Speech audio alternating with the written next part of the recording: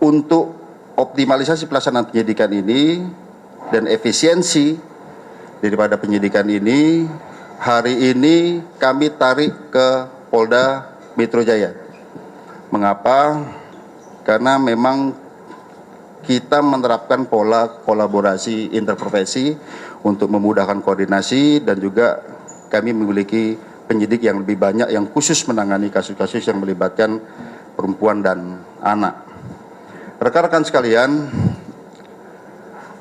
pada proses penyidikan ini yang ada di Jakarta Selatan, pada 3 hari pertama, penyidik sudah menentukan tersangka dan juga menahan, yaitu 2 tersangka. Kemudian 7 hari terakhir kita adakan pendalaman terhadap proses penyidikan ini. Ya. Kami perlu jelaskan bahwa dalam proses penyidikan ini kita menghadapi 2 kelompok subjek hukum. Yang pertama adalah dewasa, orang dewasa yang sudah kita tentukan tersangkanya ini. Kemudian kita juga menghadapi 2 subjek hukum, yaitu anak yang berhadapan dengan hukum.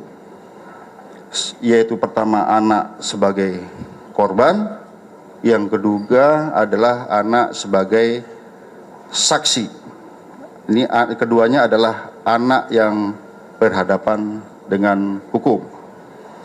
Oleh karenanya kami perlu kehati-hatian, kami perlu rigid dalam penanganan kasus ini, dan kami perlu mengundang mitra untuk menjamin bahwa pemenuhan daripada hak-hak anak ini bisa tetap terjaga. Oleh karenanya kami menggandeng dari KPAI dari awal, kami mengundang stakeholder dari awal, ya, UPTD, PPA Provinsi DKI, kami melibatkan dari Kementerian Pemberdayaan Perempuan dan Perlindungan Anak sejak awal.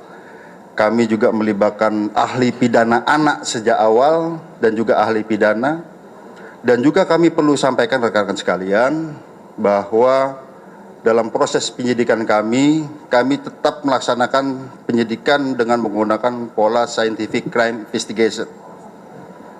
Oleh karenanya rekan-rekan sekalian, dalam proses penyidikan kami telah memeriksa 10 orang saksi. Ya. Kemudian juga kami melibatkan saksi ahli di sini, ahli pidana, ahli dari digital forensik, ahli dari psikologi. Kami melibatkan tim dari APSI4, ya, psikologi untuk memeriksa psikologi forensik maupun psikologi klinis terhadap anak ini, sekali lagi dalam menjamin hak-hak anak tersebut. Nah, kemudian kami perlu jelaskan rekan-rekan sekalian bahwa pada awalnya kami menerapkan dalam konstruksi pasal adalah pasal 76C junto pasal 80 Undang-Undang PPA junto 351 penganiayaan, ya. Biasa di sini yang awal. Namun kami perlu menjelaskan bahwa penyidikan kami ini ada bersifat berkesinambungan. Kami artikan menganalogikan seperti ini. Misalnya kita sekarang sakit panas, tapi panasnya karena apa? Kami perlu ada pemeriksaan lanjutan. Apakah ini tipes? Apakah ini demam berdarah? Seperti itu dah. Kami awalnya adalah penganiayaan biasa di sini dijuntukan dengan undang PPA tadi. Setelah kami adakan pemeriksaan, kami libatkan digital forensik, kami menemukan fakta-fakta baru, bukti chat WA, ya, video yang ada di HP. Kemudian perlu kami sampaikan, kami juga menemukan CCTV di seputaran TKP, sehingga kami bisa melihat peranan dari masing-masing orang yang ada di TKP tersebut. Dan kami berkomitmen di sini siapapun yang bersalah harus dihukum.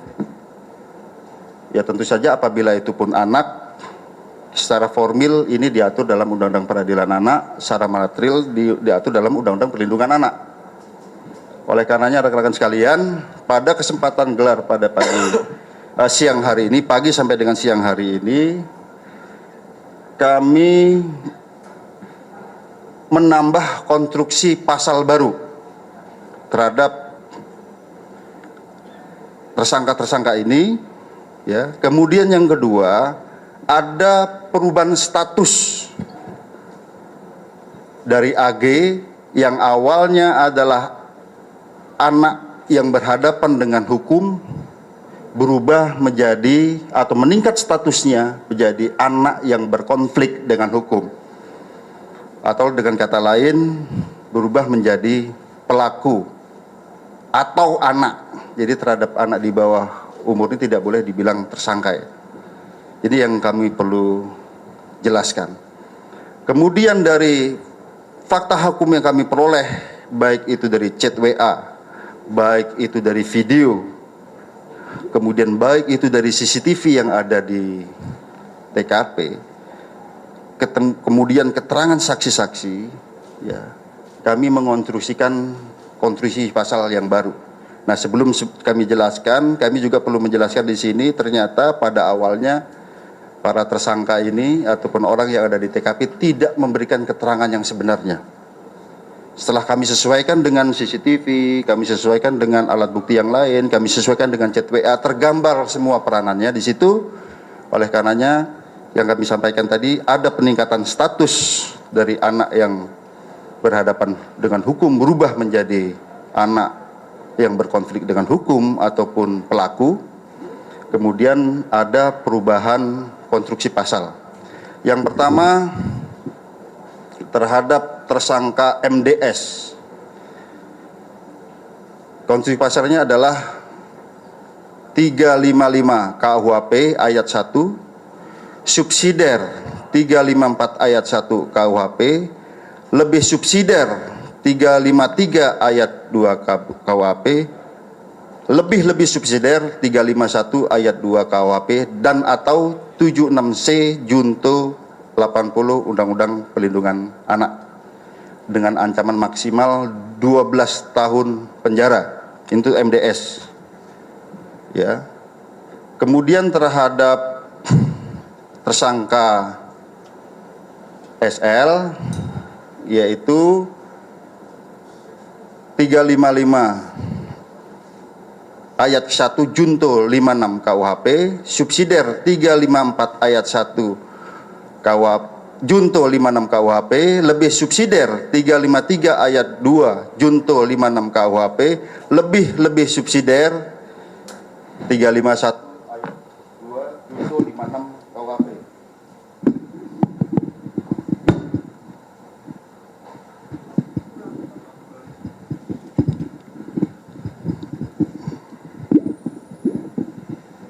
Ya, jadi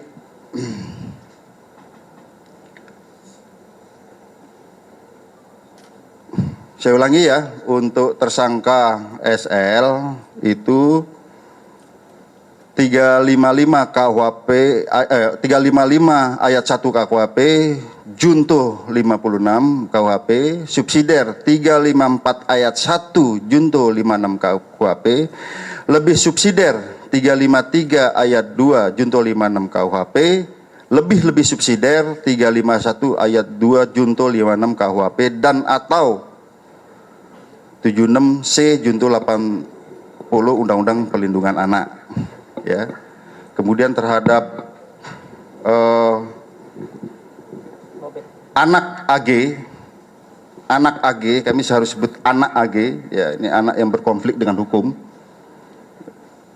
Itu pasalnya adalah 76C junto 8 pasal 80 Undang-Undang Perlindungan Anak, dan atau 355 ayat 1 junto 56, subsidiar 354 ayat 1 junto 56 KUHP, lebih subsidiar 353 ayat 2 junto 56 KUHP, lebih subsidiar 351 ayat 2 junto 56 KUHP. Tentang ancaman maksimal nanti ahli pidana yang akan menyampaikan, karena di sini sekali lagi rekan-rekan sekalian, secara formil terhadap anak di bawah umur itu ada perlakuan yang berbeda. Demikian juga apabila anak sebagai korban, ada secara material dalam Undang-Undang Perlindungan Anak. Pasal 355 KUHP itu adalah penganiayaan berat yang direncanakan dengan ancaman maksimal 12 tahun penjara. Ya, jadi itu ancaman maksimal, itu pasal yang kami sebutkan. Kalau pasal 354 itu dengan sengaja melakukan penganiayaan berat. Ya, ancaman maksimal 8 tahun. Kemudian 353 itu penganiayaan yang direncanakan mengakibatkan luka berat. Ya. Kemudian 351 ayat 2 penganiayaan tanpa direncanakan ya, penganiayaan yang mengakibatkan luka berat. Jadi ini memang kondisi pasal kita urut dari mulai yang terberat sampai dengan ini. Tapi dari penyidikan kami ini masih berkesinambungan ya. Masih dalam proses pemeriksaan sebelum kami kirimkan ke pihak kejaksaan. Saya kira demikian.